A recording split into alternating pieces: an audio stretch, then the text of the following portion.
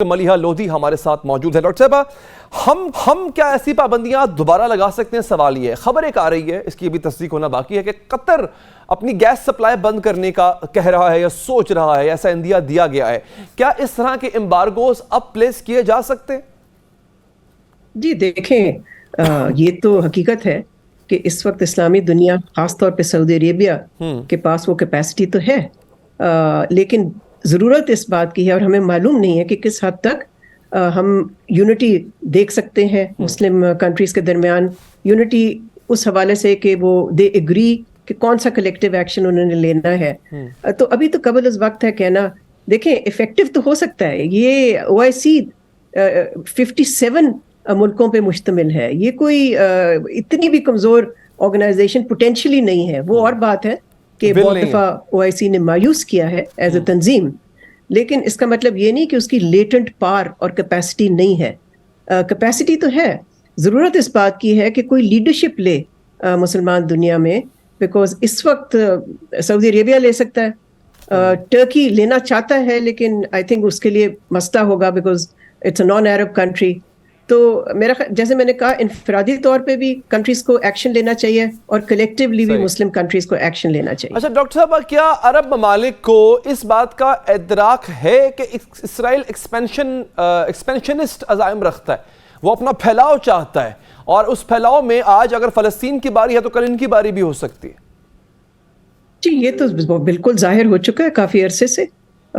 آپ کو معلوم ہے کہ کافی سال پہلے ہی اسرائیل نے جو 2 اسٹیٹ سولوشن، جو کہ UN resolutions, UN security council کی بے تحاشا ریزولوشنز ہیں، 88 کم از کم ریزولوشنز ہیں فلسطین پہ سیکیورٹی کاؤنسل کی، جنرل اسمبلی کے علاوہ۔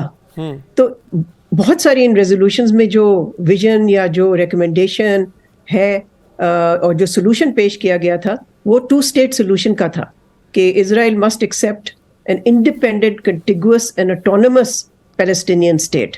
یہ نہیں کہ ان کو ٹکڑوں میں کر کے اور پھر ایک کمزور سی پیلسٹینین اتھارٹی بنا دینا، یہ اس کا مقصد نہیں تھا۔ لیکن اسرائیل نے اس کے باوجود کہ انٹرنیشنل کمیونٹی کی یہ کلیکٹیو وائس تھی، اس نے 1 اسٹیٹ سولوشن کی طرف گیا ہے، اور اس وقت جو اسرائیل کر رہا ہے وہ تو ایتھنک کلینسنگ کر رہا ہے، وہ تو بالکل پیلسٹینین، یعنی کہ جو ان کی آئیڈینٹی ہے، پیلسٹینین ایگزسٹنس ہے، ایک ایگزسٹینشیل تھریٹ بن گیا ہے اب اسرائیل فلسطین کے لیے۔ اچھا ڈاکٹر صاحب، پاکستان نے جو سٹانس لیا ہے، کیا اس سے آپ بینگ این انڈیویجول، یا آپ کا اپنا تجربہ رہا فارن آفس میں اتنا، آپ اس سے مطمئن ہیں؟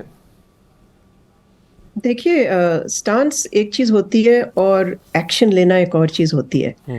تو ہم تو جج کرتے ہیں اور ملکوں کو بھی ایکشن سے، صرف ورڈ سے نہیں، الفاظوں سے نہیں۔ اس لیے میں نے جیسے آپ کو پہلے کہا کہ میری اپنی ریکمنڈیشن گورنمنٹ کو یہ ہے کہ وہ کم از کم ہیومینیٹیرین اسسٹنس کا تو اناؤنس کریں۔ This is the minimum that Pakistan can do.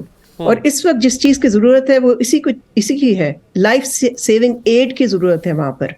اور ایک طریقہ کار ہے، ہم ایک UN ایجنسی کو وہ دے سکتے ہیں ڈونیشن، چاہے وہ پیسے میں ہو چاہے وہ میٹیریلی ہو۔ تو کم از کم پاکستان کو میرے خیال میں یہ کرنا چاہیے۔ جہاں تک ہمارا سٹینس جس کو آپ کہہ رہے ہیں، وہ میرا خیال درست ہے۔ ابھی تک آج جو فارن آفس اسپوکسمین کی طرف سے آیا، اسپوکس پرسن کی طرف سے آیا ہے، وہ بالکل درست ہے، وہ تو بالکل ٹھیک باتیں کہیں انہوں نے۔ بہت بہت شکریہ، آپ نے پروگرام کے لیے وقت نکالا۔